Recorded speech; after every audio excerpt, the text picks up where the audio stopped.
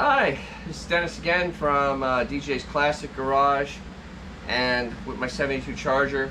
One day we'll get to actually explore this car because it's kind of fascinating.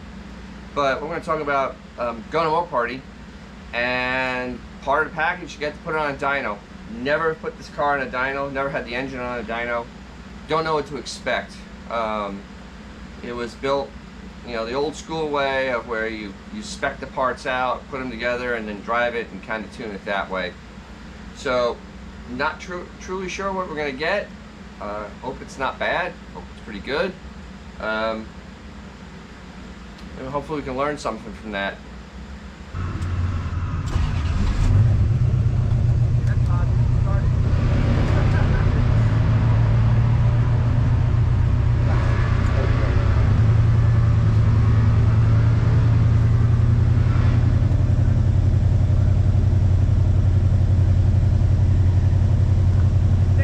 Luckily the sunroof's open so my head fits.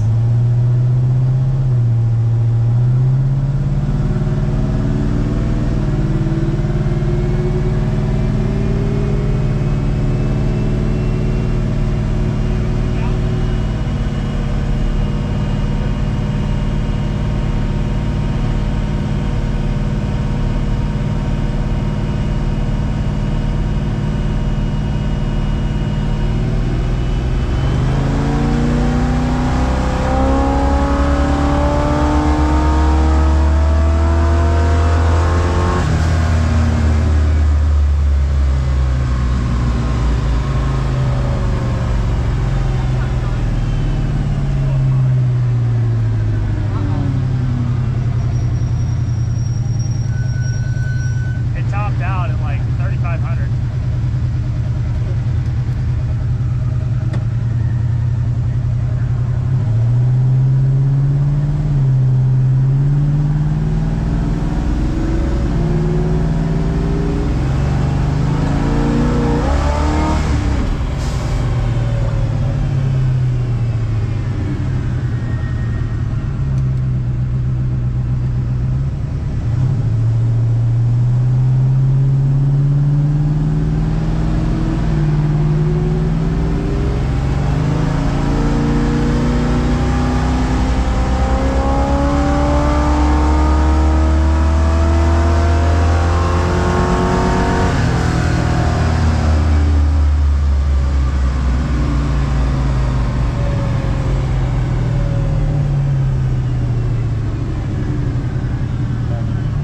So here is the dyno graph for the run, and we're going to look at the torque curve and the horsepower curve. Both of those terms are used very loosely because there is no curve.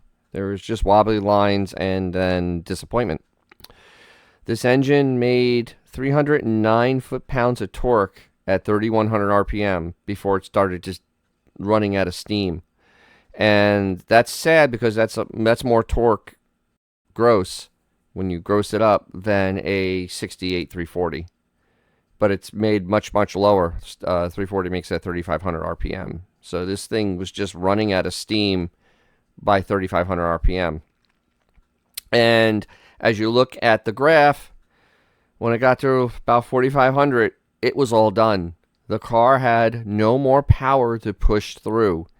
And this is a dyno run where you run the car, you know, up to whatever its theoretical top speed would be, because it does it in top gear, 1-to-1.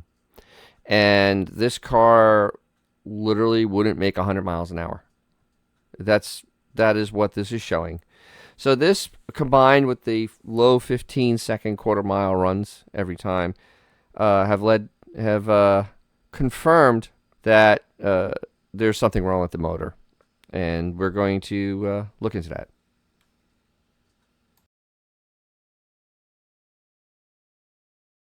So there's the dyno pole with our 72 Charger. And to say that was disappointing would be an understatement. It's embarrassing, you know, to have your car not run well, but to actually really be seen not running well, and then have a piece of paper to show that it doesn't run well, yeah, that stinks. I'm going to give you some background on the engine in this car, and one day we'll actually talk about this car because this is absolutely a fascinating car. But we're going to give you some background. It is a 340. It's punched 30 over. It has Speed Pro 10.5 to 1 hypertonic pistons, a crane 284, 496 lift cam, rhoads lifters, they're adjustable, cold, do 20 thousandths of a lash on them. Electronic ignition with an ehrenberg, however you say it, box. So it's a solid state performance electronic ignition box. It has a steel crank that's been internally balanced, a 3200 stall B&M at 323 gears with shore grip, and it always has either a 800 or 850 thermoquad that have the largest, second largest actually, set of jets you can put in a thermoquad for the secondaries. My plugs are tan. There is no metal on flex on the plugs. The exhaust is fairly clean, and it starts up and runs normally, idles for hours. And the other thing is that it has a quasi-stock exhaust. It's two 2.5s into one muffler and then a 3-inch exhaust out the back. But that wouldn't, on a small block, that wouldn't choke it. It's more than enough exhaust system. I mean, Camaro 5.7 Camaros used a similar setup, and they made a lot more horsepower.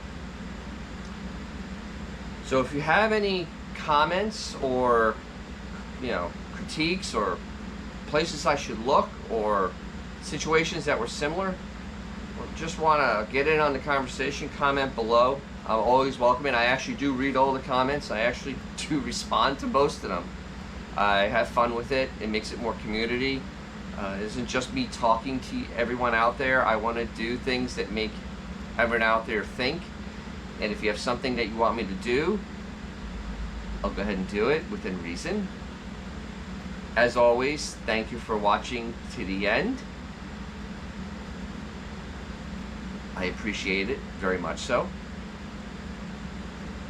And remember to always take out your classic cars, because you'll make someone's day. It may even be your own. So I'll catch you down the road. Thanks.